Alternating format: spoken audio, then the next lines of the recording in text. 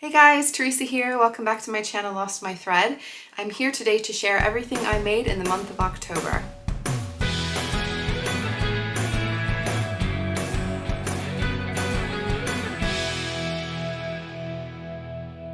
I had a pretty successful month of making in October. I have quite a lot of things to share, so I expect this is going to be a longer video. I will be sharing first just the sewing things that I got up to. I will then give a general life update and then update with my 24 for 2024. I do actually have some things to cross off. My list is looking pretty good, so I'm excited to talk through that. As always, I do have chapters down below if you want to skip around to the bits that you're particularly interested in. The first thing I'm going to talk about is not something that I made in October, but it is something that I altered. So it's something I've made before, but I just wasn't really happy with one particular element of it. Because of that, I just wasn't wearing it because it was bugging me. And now that I've made the alteration, I'm so much happier with it. That is this Heather Blazer by Friday Pattern Company. So this outer fabric, this is a really gorgeous, it's a Sorona viscose blend. It has a little bit of drape to it. It's a really gorgeous red winey color. I love the color. There's a slight linen-y texture to it as well. The lining here, this is a viscose twill fabric that I got from Sew Me Sunshine. The outer fabric came from Lamazi Fabrics. I really do love these colors together and I love this fabric, but the problem with the viscose twill is it is actually heavier than this outer fabric because it has a decent weight to it. It just tends to pull everything down. And though I was really careful with cutting everything out, and I'm confident that I cut the pieces out correctly, this was just pulling a bit at the bottom. I wouldn't say that it was pulling so much that the lining was visible on the outside, but it just wasn't sitting quite straight. You could see it was kind of bunching up in elements at the back, and it was just putting me off wearing it. It just looked really sloppy to me. And I decided at points I was gonna kind of tack parts of the lining in place along the back so hopefully it wouldn't pull as much. It didn't do the trick. What I decided I needed to do was just to actually unpick the whole bottom hem, lay both pieces out flat, fold them up where I wanted them to be, and actually hand stitch this hem in place. I am so much happier with it. It was definitely a more time-consuming process than you would intend for this hem, but sometimes you just gotta do what's gonna work. So I don't think there's much evidence of the hand stitching because I did a pretty good job of doing some invisible stitching there, but I was also really happy because I'll chat a little bit more in my life updates, but I've been having problems with my hands and my wrists, and I didn't really think hand stitching was something that I could do. But this actually worked okay. I did do it over 3 sessions, the length of the hem, but it actually was all right to do it like that, which is a positive turn for me and exciting that I feel like I don't have to just hide away from hand stitching necessarily. Now, I really wanted to include this blazer in my 10 by 10 wardrobe challenge, which I'll chat about a little bit later, and it worked out. I was really glad that I got this fixed and altered so that I could wear it for that challenge. Generally now, this is a garment that I will be wearing that was just sitting, lying in my wardrobe, feeling sad. The next thing I'm going to talk about is the blouse that I'm wearing now. I actually literally just finished this today. We're still in October, so I could sneak in right under the wire for this video. But I'm honestly not quite sure what to make of this blouse. I can't decide if I like it or not. Part of me feels like I look a bit like I'm wearing like a Victorian nightgown in it. I don't know if that's to do with the fabric or the style. I know that the fabric, because it's drapey and because it's a bit oversized, is maybe adding to it. Maybe the buttons are not helping. It might be okay, and I feel like I need to play around with wearing this with some different things. I've been looking at pairing it with some different trousers in my wardrobe, overalls and things like that. I just feel like it's probably just not quite there for me. This is the Elizabeth blouse by Juniper Patterns. This is one of the first patterns by this pattern company. They're a relatively new company. I was intrigued by the overall look and style of this one. I've been really wanting to get some more feminine style blouses in my wardrobe, particularly things that I can wear year round. This is a viscose crepe fabric that I got from, I think they're called Selfmade now. They were called Stop and Still when I bought the fabric. It's a really lovely fabric, and I will say I like the colors on it. It's like a really soft purpley pink color on a creamy background. It has that crepey texture and loads of drape to it. I'm not entirely sure if it's a great color for me, so that's part of maybe what's not helping, but I think it's really beautiful fabric, and I think it's worth trying to do something with it. Now, this blouse, like I said, it is oversized. It's intended to be oversized, but there are elements that I feel like the fit is just a little bit off, particularly in the front. So I have this square neckline here that you can see. There is a yoke piece here that goes across, so it goes over the top and to the back. I think this is a bit too wide for me, and I think that's part of the problem. But I think what doesn't help is that this yoke piece, it is interfaced on both sides, the sort of outside and on the inside, and I feel like it's just a bit too much. So it's very stiff, and sometimes when I sit and I relax, almost like you might be able to see it kind of bunches in a funny way, and it's like adding odd little shape above my bust line, which is a bit peculiar. I think if it was narrower in this area, that would probably help. Now, I didn't make a muslin for this, so I will admit that it's definitely on me that I didn't test the fit of this, but it seemed like a relatively loose shape, so I felt like it should work. And because I have a fuller bust, I feel like it's also just making it slightly more arched here than I feel like maybe it's intended to be. And it does pull up at the front right under the bust line. Now I could have added a little bit extra length to do like a kind of cheater full bust adjustment, which I probably should have done. But I just feel like it does look pretty funny the way that it is. I don't think anyone's looking that closely, but when you notice it, it's a little bit hard to miss. Now, I really like the idea of having these gathers under the bust line. I really love the gather under the back yoke. That's probably one of my favorite details about this. The sleeves are really nice, so this has an elastic here, and I decided to make the elastic a little bit looser so that I have the possibility of pulling it up, which is really useful for me for work, so I wanted to be able to do that, but also it's useful just for being able to, like, you know, do the dishes or cook some food. So I like that as an option. And I feel like the style and the shape of the sleeve is beautiful. The shape of the bodice, I mean, there's not a whole lot of shape to it generally kind of going down from the bust line. It is massive, and that is the idea. You could size down if you wanted to, but in all honesty, that's not the intention of this kind of blouse. The issue there, I do think, is for me, I would definitely need a drapier fabric, but the drapier fabric, I feel like it almost adds so much gathering around the bust line. I feel like it's almost like, it's just like a busty blouse. Like it's drawing too much attention to this region, which I don't particularly want to do. I like the square neckline in theory. I think it's a really pretty neckline, and the way it comes together I think looks pretty neat both on the inside and on the outside. But yeah, I just feel like there's something not quite right. Whether it's the fabrication or whether it's just the style, I think it's more the style and a little bit of the fit. Now I will say, because this is a new pattern company, I went in not knowing really what to expect as far as the instructions, as far as just the general fit and shape of it. And I will say that the instructions, I think, left a little bit to be desired. Now, I am someone who's been sewing for a while. If you've been sewing for a while, I don't think you'll have any problems with it. But it's more if you're a beginner sewist, I think you would really struggle. So there were elements where there were things that weren't particularly clear what's like the front or the back, the left or the right. There were, for example, some notches in the sleeves that you're supposed to then match up at the front and the back yoke. But the yoke doesn't have any notches, so it's up to you to realize that the double notch will be at the back and the single notch will be at the front. For example, there was talking of doing edge stitching, but it didn't explain what edge stitching is or how far from the edge you're meant to be stitching. So like I said, I can put it together without a problem, but if you haven't been sewing for a while, I feel like they could have done a little bit more to make things a bit more clear, even just having like a glossary of sewing terms, which they didn't have. So I wouldn't say I'm particularly racing to make another one of their patterns, but it is always fun to branch out and try something a little bit different. I don't think I particularly would want to make this blouse again without making some major alterations. And honestly, I feel like the style isn't like super perfect, so I'm not sure that I really would want to make those alterations anyway. But I will definitely wear this blouse, and it's really nice to have it as an option. I really did want to have some blouses that I could wear for work, particularly with a longer sleeve so that I can wear it into the colder months. We'll see if I decide that I like this more than I do at present. I will let you guys know if it turns out to be a major favorite, but for now I feel like it's a bit of it's an okay make. And keeping on the okay makes, there is a sweater that I made that I do really like, but there's just parts of it that I'm like, a little bit annoyed about. That is this Valdivia sweater by Alissah Threads. So this is a new to me fabric I had not seen before. It came from Higgs and Higgs. God, the screen wants to go super orange whenever I show this. So just be conscious if it's going orange. It's just because it's trying to do a bit of a contrast with the colors there. So ignore that element. The color I think is showing up pretty accurately, to be honest. So it's a really nice, like a petrol blue color that I really love. It is a quilted jersey that is quilted on both, sort of throughout both layers. So this is the outside of the fabric, and this is the inside, so you can see a little bit more subtle quilting on the inside. I had emailed the team at Higgs and Higgs to see if they had any matching ribbing, because they mentioned that this fabric doesn't have a whole lot of stretch to it. I knew I wanted to make this sweater with it. I thought it would work really well, but I wanted to have a good color match. And they told me that there were two colors that had good color matches. This was one of them, and when I got the color matched ribbing, I really wasn't very happy with it. So I don't know how well, I think this is pretty reasonable the way it's coming up. So this ribbing here is to me more of like a denim blue, and then this is more of like a greeny blue. And I was definitely, I think this is probably the best image of it.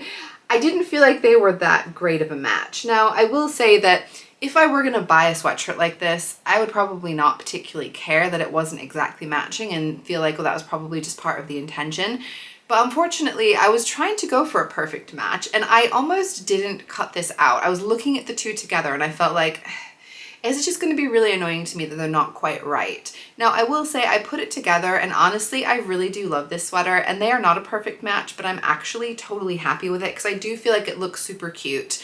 I don't think it's anything like crazy stand out, but I feel like if they told me it was a color match, I would have appreciated a closer match.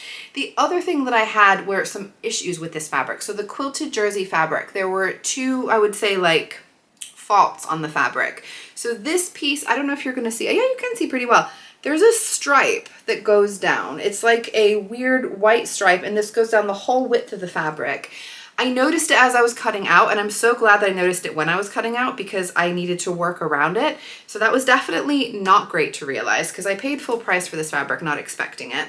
And then on the inside of the back piece, and I only realized this after I had cut my pieces out, it's like a snag. So it kind of looks like a snag in your tights where there's a little bit of this middle layer coming through. That must be like the batting or whatever is in there.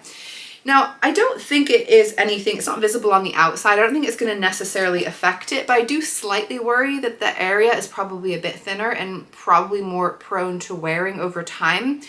I did email Higgs and Higgs with both of these essentially complaints, say that I just wasn't super happy with this order, and they did apologize and they gave me a full refund, so I actually didn't end up paying for this fabric or this ribbing. So I think it was really good customer service, even though things were not perfect when they came to me, and I do really appreciate that. But I would say just be cautious if you buy this fabric. Have a good look over it front and back and make sure that there's no odd lines, there's no snags, because we want our me-made garments to last for a long time. I did also say to them that in future it might be worth sending a photo of things if they're looking at like a match for ribbing, because I've had that kind of email exchange with Sew Me Sunshine before and they actually sent me photos of multiple options so that I could pick which one I like the best. And that to me I think was just a little bit easier for me to feel confident that even if I chose one that wasn't perfect, it was my own choice. But in the end, like I said, I do actually really like this sweater. So there are multiple lengths of this sweater. I have made multiple versions of this one before. I am a really big fan of it. I like that it's a bit oversized. This is halfway between the cropped and the sweater length because I felt like I'd made both the sweater and the cropped length before. The sweater is nice, but it's just a little longer than I wanted for more of my higher waisted skirts and trousers. And the cropped is just a little bit too cropped, doesn't go quite down over the top of it. And I want to be warm if I'm wearing this. This to me is absolutely perfect. So I did have to draft my own length of that waistband. I based it on the cropped version and I just sort of slightly stretched along the bottom of my sweater to see how long that piece needed to be. Worked out absolutely fine, worked out well. This has a really beautiful balloon sleeve. There's different sleeve options. I really like the fullness of the sleeve. It feels really super cozy. It's a slightly long sleeve, so it kind of bunches up really nicely at the wrist. But also this is so good if you are wearing something like this, a bit of another like statement voluminous sleeve underneath. It works really well that you have space for that. So definitely a really big fan of this sweater. It is super cozy. I think it is really cute, but it's also really comfortable. And this color is so good for my wardrobe. I've been wearing it loads, so I know it's going to get tons of wear throughout the rest of the winter as well. Something else I made that isn't particularly exciting, but definitely very useful is this tank top. This is the super basic tank by Halfmoon Atelier. I have done a bit of a full bust adjustment by just going out a little bit in this bust area, which works well for me. And I slightly lengthened it at the front as well, just as like a cheater FBA. I really was excited when I saw this fabric available in this color. So this is a cotton rib knit fabric. I have gotten this fabric before. I know it when I see it because I am such a fan of it. It has the best stretch and recovery. It really stretches well. It's nice and cozy. And I bought it before, made other things in it before, but I thought this color would be so perfect for wearing under blouses, under t-shirts. It's just an extra cozy layer when it gets colder. And it's definitely been really useful and I've been wearing it loads already. I decided not to hem this because most jersey fabrics don't fray, but the problem is that it's starting to curl a little bit at the bottom, so it's curling onto the inside, which is slightly annoying. Now, the main question will be is when I'm wearing this under trousers and tucking it in, if there's a little ridge on there, then I'm probably going to have to go ahead and actually just do the hem and not be so lazy. We'll see what happens when I'm actually wearing it and if I decide that it's worth the hassle. I really like this tank top. It has a really nice professional looking neckline and armholes. I feel like it's just a really simple, easy thing to whip up, and it's something that I will definitely be wearing loads of. Like I said, it's not super exciting, but it's definitely very practical, and I know it's going to get wear really throughout the whole rest of the winter time. The next thing I want to share is one of my favorite things that I've made recently. I absolutely love this. That is my Estuary Skirt by Sew Liberated. I was really interested in making a longer, fuller skirt that I thought I could wear with like tights and boots. I extended the estuary skirt by 5 inches compared to the regular pattern piece, and I feel like it is the perfect length for me for this time of year. I think it looks so great with tights and boots, but it looks great with all sorts, to be honest. I think I'm gonna get so much wear out of this. This fabric came from the Fabric Godmother. It is their Riviera viscose linen blend fabric. So it is definitely, I would say, a slightly heavier version of a viscose linen. You get different ratios of viscose and linen, and that again makes it really perfect for the time of year. It does have a little bit of that linen texture, not overly so, but it has that really nice viscosey drape to it. Now this came out of the wash. I gave it a quick little steam, so sorry if it looks a bit wrinkly. That is why, because I've been wearing it loads. The buttons came from Merchant & Mills. These are their cotton buttons, and I feel like they're the perfect color.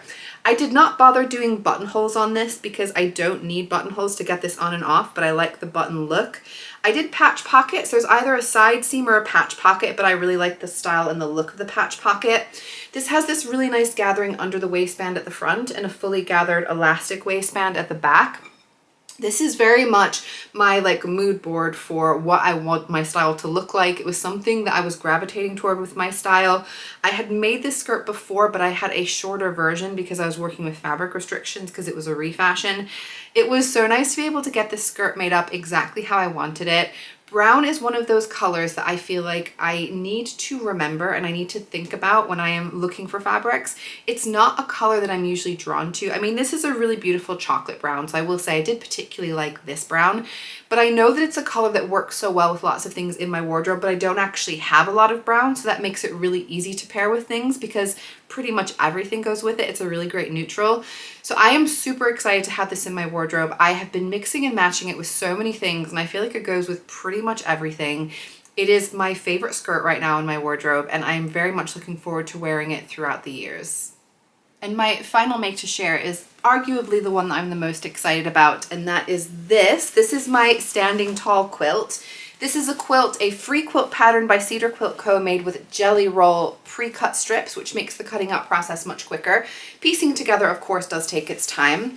I love the colors on here. I think they are just absolutely wonderful. There's a lot of colors that I wouldn't necessarily have put together, but because these came as a set, I knew that they would work together, and I think they are super cool, super interesting to see together. I love getting like a whole mix match of all the different colors together. This was made as part of a quilt along that I was doing with Sarah of Sew Sarah Sewed. I was meant to finish this at the end of August. My own quilt along, I missed the deadline by 2 months, but I got there, guys. Better late than never. This quilt is absolutely beautiful, and I really do love how it came out. It was worth all the effort in the end. Sarah and I have been doing videos talking about the process, talking about different stages of the quilting. The most recent one is up on Sarah's channel. I'll put a link to it up here and down below, which is a nice video chat of us talking about what it was like to finish the quilts off, particularly the quilting itself. Now, I will say the quilting process is the hardest process, the most time consuming, and it was especially so for me because I threw my back out. I had wrist pain issues when I was doing quilting for too long, so I really had to take my time, and I'm glad that I took my time. I got there in the end. It was absolutely not a race. I do really love the fabric. So yeah, this is Rashida Coleman Hale Ruby Star Society quilt jelly rolls, and the inside, the backing fabric, it has gone completely out of my head, the fabric company that made this, Dashwood Studio maybe, but I'll have it up on the screen. These are these really fun, they're like a dreamy, trippy cloud. I really love the look of them. I think the colors are absolutely spot on for what's on the front of it. I did have to piece this together, so there's 3 strips I had to put together, and I will say I tried a bit of pattern matching, and I really did, like with a safety pin, folding things back, trying to make sure it was all going to match up. And there are times where these clouds absolutely perfectly matched up, and there are times where they just really didn't. But I tried on picking and restitching at points and decided that life is too short. no one is going to see this on the back of my quilt. Even myself, when I was trying to get photos to actually show what it was like, I struggled to find where those seams were because there's so much going on with all the quilting lines as well. I really didn't need to fuss about it, and I do not mind that it's not perfect. This quilt though, it is exactly the perfect weight for what I was wanting. So I did ask out in the community, what is a good type of batting to use if you want something that's more for like this time of year, right? So like the fall or like the spring when it's a little bit cooler at night, but we're not necessarily in like the full-on winter temperatures. And this is perfect. So this bamboo cotton blend, it's a 50-50 bamboo cotton. It is exactly what I need for this time of year. And I'm absolutely loving having this on my bed. Seeing this when I go into my bedroom, seeing it when I'm making the bed, it just makes me smile, it makes me happy. Curling up under a blanket that I made is just such a wonderful feeling. I feel like I'm underneath something that I made for myself. So basically I'm like layering myself in love, self-love. It is such a nice feeling, honestly. This is a beast of a quilt. It's a king size quilt. So the process took a while, but also I decided I didn't really feel like this was gonna wash very well in my own home washing machine. We don't have a massive one. And so I decided to go to the laundromat to actually wash it in a big one. And I have to say, it was a really fun bonus because the laundromat that we went to has like a really retro look to it. All the machines are really old and colorful. I love that they haven't particularly updated. You can pay on the machine with your card, and so that is like the update, but it still looks very much vintage, which was really fun. I did some filming just because I thought it was so much fun to see all these beautiful fabrics tumbling around inside there and getting little glimpses of the quilt. When the quilt came out and it was really toasty and warm, I didn't feel like I could really do anything other than just drape it around myself for a moment. I had to have a minute to just appreciate this quilt that I've made that's officially done now. I was so happy with it, and I think my joy comes across in the pictures for sure. This quilt is definitely a big feat for me. It's something I've been wanting to do for years, and I've finally done it. It's on my bed and it's making me very happy. I also had some fun with my Cricut this month. So I have the Cricut Joy, and I don't use it as much as I would like to, mainly because I just find the software is really not very user-friendly. And every time I try to use it, I feel like I'm learning all over again. And then when I go to use it again, I'm like, oh, I kind of have to start over and watch a whole load of video tutorials. There are a lot of tutorials on YouTube for Cricut, but honestly, most of them are way longer than they need to be. I want people to just get to the point, tell me the bits that I need to know. I get people are telling what they think they need to share, but for me, it just feels really tedious whenever I want to use it. So it does put me off a little bit. I think they could definitely do with upgrading their software to make it more user-friendly, and that would make me way more interested in using it more. But I had some things that I really wanted to do. So I had some jars that I was using for like flour and powdered sugar, and I wanted to put labels on the outside so it would be really clear because white powder looks like white powder. You don't want to get mixed up with your salt and your sugar, that kind of thing. And so I made some labels for those, which I think turned out super cute. I also had been wanting to have some smaller, easily scoopable jars for my teas. So I have some teas that are in more like a bag. They're loose teas, but they're in a bag. And then I also had one that was in boxes. And I felt like every time I try and scoop those out, particularly when you get to the bottom, they're just really awkward to get the last bits of tea out. So I bought some small little like square jars with a little clippy cap that I got from IKEA. They're a really good size to scoop things out. They are quite small, but I can top them up as I go. And I wanted to make some little labels to show what those teas were. I think those turned out really cute as well. I have a couple more left over. I do have my favorite teas in there for the moment that I've been using regularly. One of them is really silly and it made me laugh to make it, but basically when I'm making my chai tea, I'd used up all of the Indian tea that I had, and I thought, I wonder if I could just make my own kind of favorite blend by using some other loose teas. And I looked up what's usually in like English breakfast tea, traditional English teas, and I figured out it's usually a blend of Kenyan and Assam tea. Played around with the ratios and decided my personal preferred ratio is 1 to 2. Yeah, so 1 scoop of Kenyan tea to 2 scoops of Assam tea. And that to me is just the right balance of flavors. And so I put together my own house blend of my own black tea that I've been using for my chai, but also I just make it with cups of tea as well. And it is definitely a really nice blend. Really like having it, and it amuses me to have my house blend on the table. Now I do not have any sewing works in progress because I'm literally like right up to date with finishing this blouse today, but I do have a knitting work in progress, which is very exciting. It's something that I've been wanting to get back into, and I feel like it's a positive sign that I've been able to. I am starting a hat. So I'm making the Pacific Rainforest hat by Pip and Pin. Let's just say I intend to make it. It may not work out, but I'm really hoping that it will. I got this fabric intentionally to match with a coat that I made last year, and I knew the colors would work really well together. This is a polyester blend DK weight yarn. This is not an expensive yarn. It's Bellissima. I got it from the Knitting and Stitching show last year. The shade is called Double Denim. 100% acrylic. It feels really nice and soft against the skin. I wouldn't normally want to wear acrylic on my body for like a sweater because it's not very breathable, but it's absolutely fine for like scarves and hats and mittens. So I'm really happy to be using it for this project. Like I said, it's really nice and soft. It's been really nice to knit with. This pattern is absolutely beautiful. I'm really hoping that I can make it work for me. It has a really lovely, like a raindrop 3D looking pattern on it. I have looked at the pattern and they have a video of how you do that raindrop technique, and it looks very doable. So I'm hoping that I'm going to be able to make it work. I'm not very far into it, so I'm knitting on circular needles. So I just want to make sure I don't drop anything.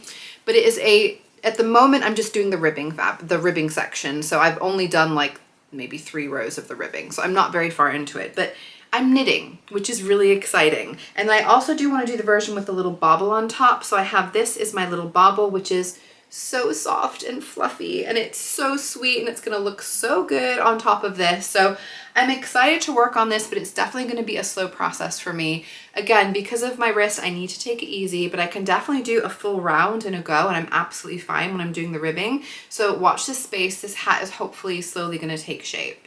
And I feel like that is definitely the right time to lead into a bit of a life update. So I've been talking for about a year now. I've been having problems with my hand and my wrist, getting pain and tingling sensation, and I've been seeing a doctor, lots of investigations that are still ongoing. So nothing too definitive yet from that point of view to report. But I will say I've been noticing really gradual incremental progress. It's very difficult when things get very slow towards the end of recovery, where it's almost like you cannot see the progress because it's happening so slowly. But because I noticed that I've been able to do some knitting now, and I've been able to do a bit of hand sewing that I wasn't able to do before, I know there is some progress for sure. So I'm far from perfect, but I'm definitely, I think, most of the way there. And I'm really happy that there is still a little bit of improvement and that I'm able to do the crafts that I love. I had also mentioned that I threw my back out at the beginning of August, and honestly, I feel like it's almost 100% back to normal. I'm not noticing any issues with my back, which is a huge delight. So definitely the physical therapy is working, and just generally time probably heals most wounds as well. Something else I did this month is I visited the town of Stamford because I have some family who live there. It's a really pretty town, really nice old English town with all kinds of really interesting old architecture, tons of really beautiful old churches. There are lots of nice independent shops and restaurants. I ended up going into an antique shop and picking one sewing related item up. I had actually seen in a shop, they had these really cool ornaments that were animals, but they were decorated with Cantha quilt. So if you're not familiar with Cantha quilt, and I'm sorry if I'm not actually pronouncing that correctly, these are made in India, and they are made from fabrics that are old fabrics from either like saris or sheets, and they are hand quilted into a quilt. There's no batting in the middle though, so it's literally just kind of fabric on fabric, all hand quilted together. Because it's coming from India, there's a lot of really beautiful, vibrant fabrics, really incredible colors, and I really like the look of these ornaments. Now, I didn't buy one of those, but it did get me thinking about those quilts. And then when I went to an antique shop, I spotted some Cantha quilts, had a browse through, and decided I had to get one. It's something that I've thought about wanting to buy for a while. When you look to buy them online, I will say you can buy like bulk lots on Etsy, but I have questions around the price of those because they are incredibly inexpensive for the amount of work that goes into these. And I just don't like the idea of paying people pennies for hours of work. But in this antique shop, I felt like the price was reasonable. It's definitely possible that I'm mainly paying the person who is importing them to the UK. But either way, I fell in love with this fabric and I definitely wanted to buy it. Now, there's a lot of colors on this because, of course, it is fully like reversible. There's 2 sides to it. There's multiple fabrics all pieced together, but I was absolutely in love with this leaf print. So it has this really gorgeous like orange and red and white colors on there on a navy background. There's also some beautiful flower elements with nice red as well as the navy there. And that is probably the main bulk of it. There's sections where these might interlink, so you can see there's kind of crossover sections where these come together. I'm just double checking, that's probably the main elements to see from this side, but you know, like you can see, it is all hand quilted there. So you can see those hand quilting lines, including on the edges where it's bound. I think it's just absolutely gorgeous. The inside is totally different. So the inside looks like this for one section. So it's a lot more mix and match on the inside, I will say. So really gorgeous bold colors here. There's some really cool designs, like a paisley looking design.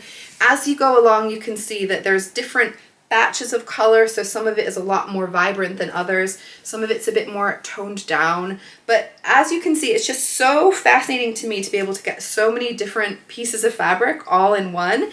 And I have seen one of my friends, Erin of Sew Erin Sewed, made a reversible jacket using a cantha quilt. There's a lot of things that you can do using this type of fabric. The reversible jacket is probably what I'm leaning toward. It's a huge piece of fabric though, really. It's quite a lot, and it is, like I said, it's quilted, but there's no batting, so it's just a little bit thick. It's like a double layer of a shirt, which to me I feel like is a really great, like this time of year, trans-seasonal kind of layering piece. I was thinking about what pattern I wanted to use, and I'm leaning towards, there's one by Chris Woods. I heard her interviewed on the Love to Sew podcast recently. She does all like low waist, zero waist type patterns without pattern pieces, just using measurements. And I'm kind of curious to do that. It's very much using like rectangular shapes and circles and things to make your designs. And I am really curious to both try it out, but also feel like it would be a really good way to use up the most of this without having too much left over. I may have bits of it left over that I can then use in other projects, but it's just such special fabric. It's really cool. I really do love it, and I'm excited to make up something with it soon. And now I need to cross off some items from my 24 for 2024 list. I've talked about this list a lot. These are 24 things I'm hoping to do in the year 2024. We're getting most of the way through the year, and I'm actually most of the way through the list, which is pretty awesome. So I get to cross off now the first item on the list, which is to sew a quilt for myself. I'm so happy to have finally done it. I have sewn quilts for other people before, but this is the first time I've done it for me, and I am so delighted to have it. I really do love this quilt. And then I also get to cross off number 4, participate in a 10 by 10 wardrobe challenge. And I will say, not only did I take part in one, but I actually organized one and encouraged other people from the community to join in. Like I said, I've made a whole video about that, so I'll pop a link up here and down below, both to the inspo video where I talked about the concept behind it, but also what it was like for me to do it. I have made some progress on other things. So number 6 is to take part in Vlogmas. I've definitely been doing a lot of thinking and planning for that to come in December. One of the things I've signed up for, there are a list of us, I think there's 6 of us sewing vloggers who are wanting to do Vlogmas this year, and we're taking part in a gift exchange. So we're doing the 12 days of Stitchmas, it's called, and we have each got like a round robin, picked one person that we're buying gifts for. We're going to buy 12 gifts to be opened over 12 days in the lead up to Christmas. I'm not going to reveal who I've got or who's got me. I think that's something to wait for Vlogmas, but it's been really fun to be picking out items for the person that I am buying for, and I'm so excited to have something I'm going to be opening up in December for myself as well. And number 7 is to knit a hat, which obviously I haven't finished. I'm not crossing it off, but I've made a start, and that is definitely really positive. And I have finished my 3rd volume of the R.H. Blythe haiku books. R.H. Blythe is my favorite Japanese translator, haiku translator, and he compiles really incredible ones together. This is volume 3, the summer autumn one. I have finished this, and I've started the volume 4, which is autumn winter, and I have a good chance that I'm probably hopefully going to finish this by the end of the year. I will include some highlights of the haiku that I read in October that I particularly liked. Similarly, I have been plugging away at my E. Cummings Complete Poems. This one I have decided I'm happy the fact that I'm probably not going to finish it this year, but I'm going to be working on it into next year, just as long as I want to be reading it really. And I have picked out a couple of poems that I read just in the month of October that I particularly liked from this one. All these will be down in the description box below. And I will wait to the end to cross off some that are kind of like ongoing throughout the year. I think there will be a few that I don't manage to achieve in the year, but it's been so wonderful just to have it as like a reminder of things I would like to do to bring me joy throughout this year. And I'm definitely starting to think ahead now to things I want to put on my 25 for 2025 list. And that is everything up to date. I feel like there was a lot to share, but I didn't want to miss anything out. I hope it was fun to get an update of what my October has been like. As always, I love to get comments from you guys, so please do let me know thoughts on things I made this month, thoughts on the cantha quilt, so if maybe I'm missing a really great opportunity of what to use it for, or things I can do with the scraps, because I might not use all of it on the jacket that I'm planning to make. I would also really love to know what your October has been like. So whether that's like life or family or sewing, crafting, all that stuff, it's really nice to get to chat with you guys. I do really love joining in with the community, feeling like I'm part of the community. And I want to say a massive thank you to everyone who has been following along or joining in with the Standing Tall Quilt along, everyone who joined in with the 10 by 10 wardrobe challenge. It really has made all of this just so much more fun to be able to interact with you guys and feel like we're all in this together. If you did enjoy my video today, as always, I would appreciate if you gave it a thumbs up down below to let YouTube know that you liked it. Make sure you are subscribed to my channel if you want to see upcoming videos. I will see you guys very soon. Bye!